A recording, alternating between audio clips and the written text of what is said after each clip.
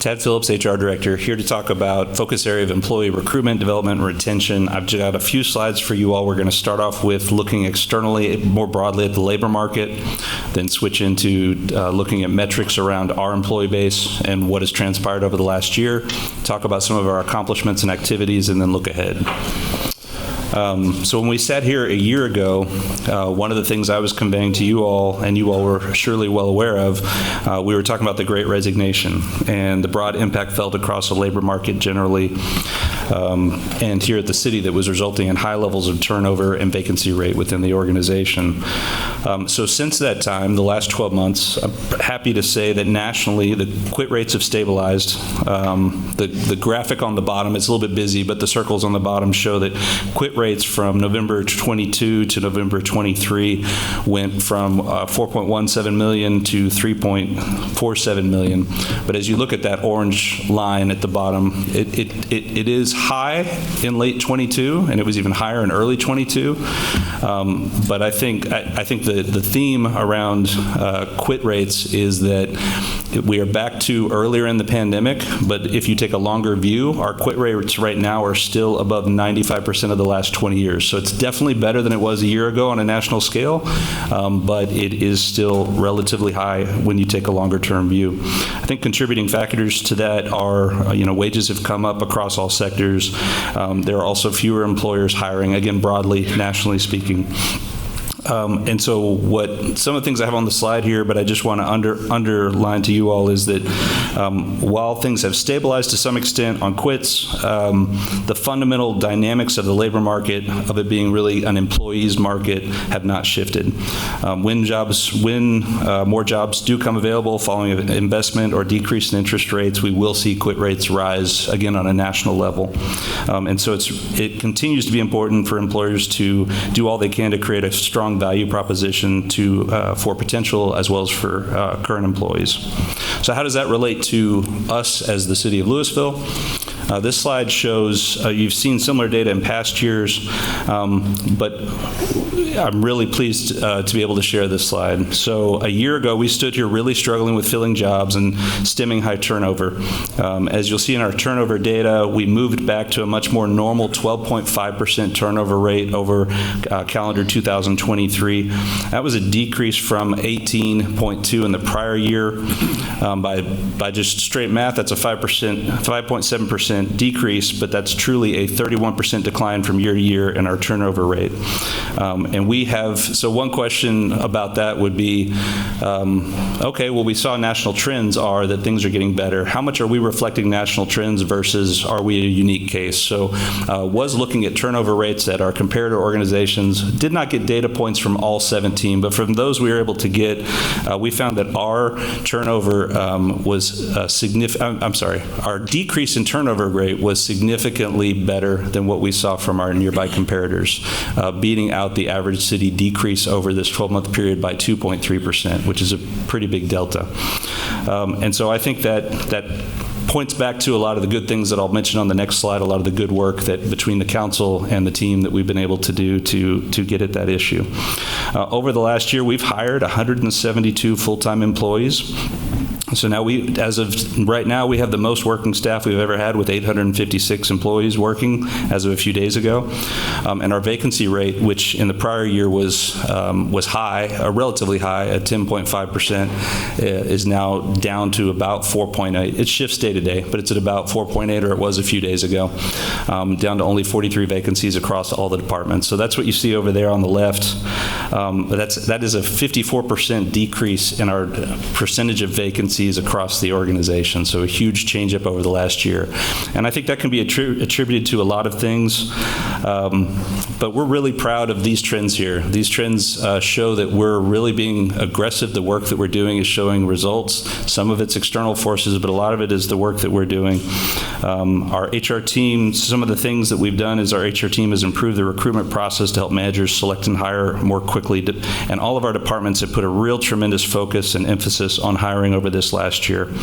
In a few areas, we still have some higher vacancies. We're aware of those, and we're working on strategies with those departments to continue to push those numbers further down, and we will continue to do so.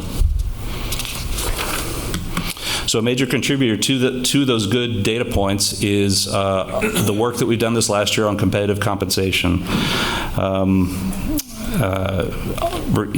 so y'all know the history. Y'all did it. We really appreciate y'all's support in as we went through the compensation study and made significant adjustments to employee pay over this last year. We also followed through on changes to our employee benefits plan, aligned with the 2022 employee feedback. So effective January 1 of this year, we went from 3 plans to 2 plans, made it much more understandable, tried to convey it better, so to try and enhance employee perception and utilization, effective navigation, I should say, of our benefits plan. I mentioned our org-wide commitment to hiring. I think one good case study is down there on the bottom left is our fire department. So kudos to them and a partnership between the fire department, HR team, city management, et cetera. What we did during this last year is we created a lateral entry program where we could bring in firefighters with experience at more than the entry rate of pay, a program that didn't exist before, so that was a new creation. Then when we went out to find candidates, we found success for a variety of reasons, but some of that tied to the competitive pay the council approved, the lateral entry program I just mentioned, and then within the fire department, we had the chief put together recruitment teams, and members were proactively interacting with candidates from the beginning to the end of the process and bringing them along in what, as you all may well know, but with police and fire, those can sometimes be drawn out processes. So they were creating a connection with those candidates all the way through. So that's just one example, and then that resulted in the largest class we've ever had of new hires with 17 new firefighters a few months ago. Besides our focus on hiring, thank you, Council. We've added the Juneteenth and Cultural Appreciation Day holiday, so that says something to our employee base and creates some more flexibility for them for time off. We've created the Volunteer Time Off Program, which Council approved back in the fall, and that's we look forward to ramping that up further. But that's where employees can use time to support local community events, and I think Claire will touch on that at a later presentation. We continue to provide a variety of training opportunities. We had this new space, really excited to have this new space downstairs.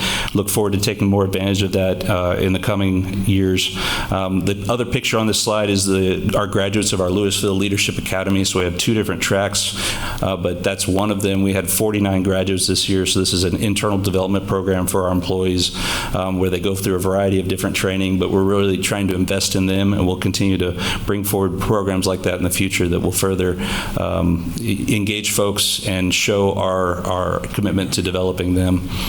We just got through conducting our first Gallup Employee Engagement Survey. We had 90% participation. We have not unveiled the results. We'll be doing that in the next few weeks, but 90% participation is really, really high. We're really proud of how engaged our folks are at participating in the survey, and then we have follow-up work coming in the next few months to really take action and work with the departments through that process.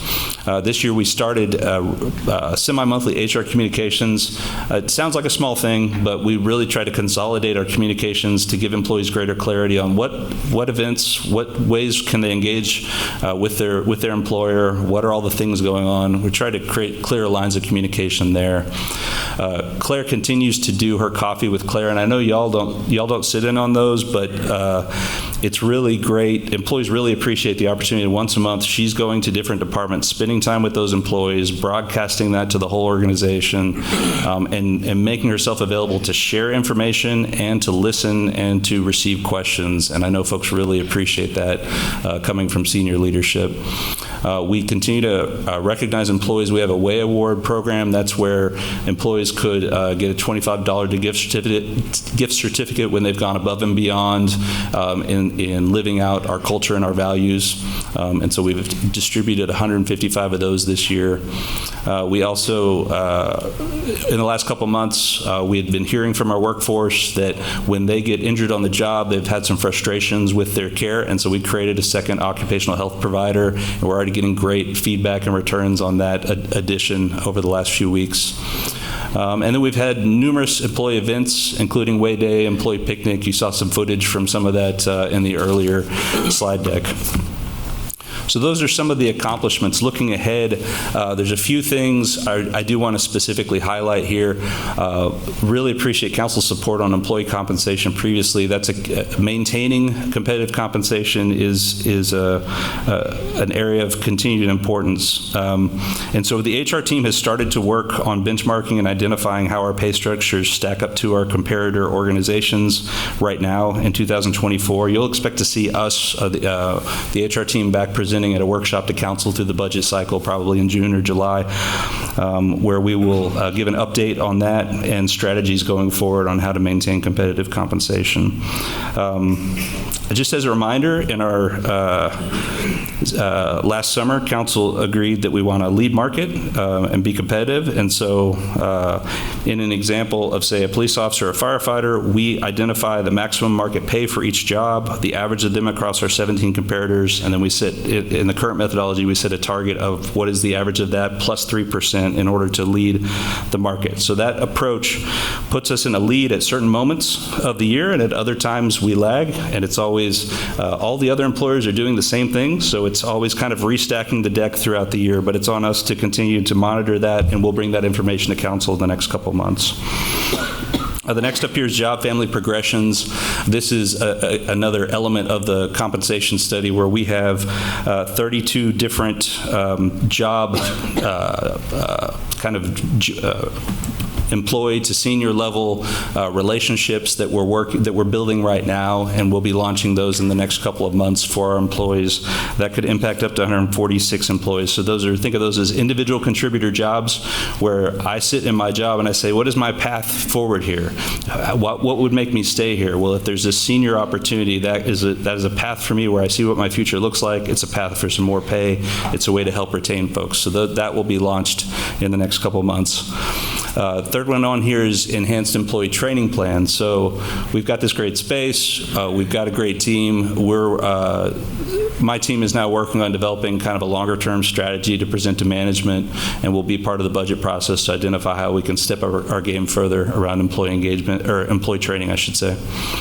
And then I mentioned the Gallup survey follow-up. We're about to start meetings in departments in April, running through the summertime, and that's really where the magic's going to happen. We're really going to sit and listen with our employees, understand their perspectives on things, come up with action items in smaller groups, and that'll really start to help folks at the local level.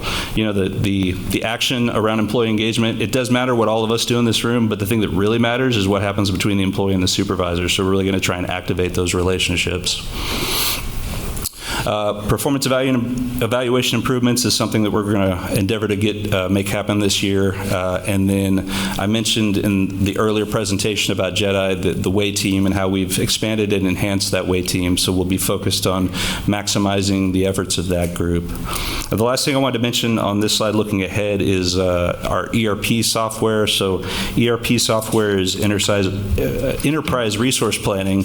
And what that means, for the unfamiliar, is for any employer, your finance and HR software program, those are typically the two core elements. There is more, but we are at a place where our current provider is we're not at end of life, but we're at a phase where our current provider they're no longer selling this product anywhere, which over the life cycle of software means at some future date, though, they won't support it.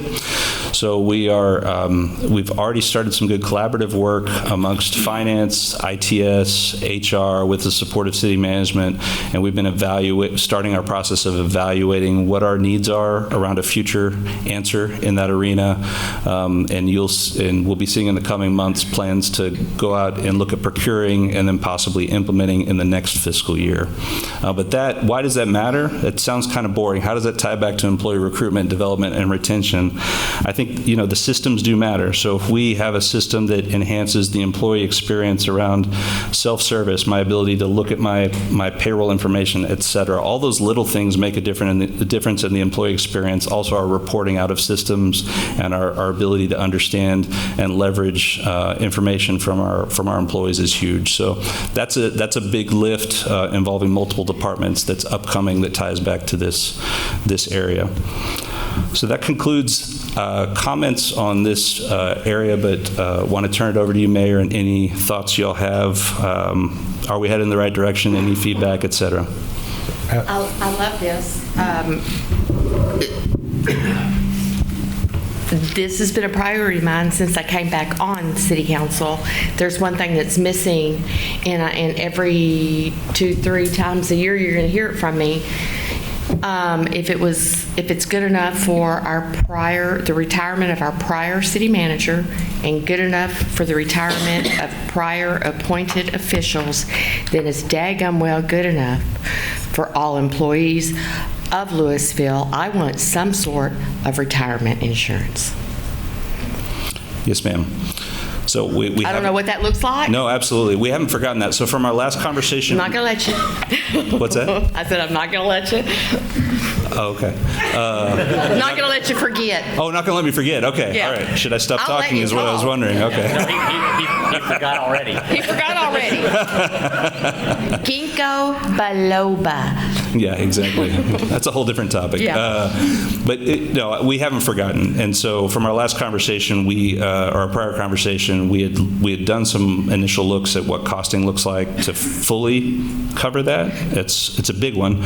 But what my team's been is working on, and we'll present to you by the time we get to that summer presentation, is we'll have information on what kind of supplementation happens with our comparator organizations, so we have a better sense of how we fit in the marketplace around that. Yes, ma'am. So I have a question about turnover real quick. So Yes, sir. we do exit interviews. Yes, sir. So what have we learned from that? Is there anything that you can divulge that we learned from that we could be doing better? I think it's we pair an HR member with each person when they leave, and we try and understand, and I think each one is contextualized to their own individual and their team. And so I don't think there's one specific thing we've learned at it, but I mean, just overall, we've seen fewer people leaving, so that's a trend. But I guess our approach to those is if we see something out of an exit that's actionable, we jump right on it. Okay. And then the other question is that a lot of times when I look at these numbers, we'll look at regrettable versus non-regrettable turnover. Yeah. Because everybody's got those employees going, oh, thank God they left, right? You Right. have to turn them over, whatever. Yeah. So and that also can shed light on if you see a lot of regrettable turnover, maybe there could be a misalignment. There could just be a staffing, something on the front end of the funnel is going wrong, evaluation process. So do we look at regrettable versus non-regrettable? Not expressly, but I think this, to me, this relates back to the work that we're starting to do with Gallup. So as we're focusing on learning sentiment from our employees, what's your engagement, we're bringing those down to levels directly with their supervisors. I think data says, what is it, 70% of why an employee sticks around in an organization or not ties to that supervisor relationship. So how are things going at those local levels? I think as we dig into that Gallup project, that will help us target some of those things a little bit more. Thank you.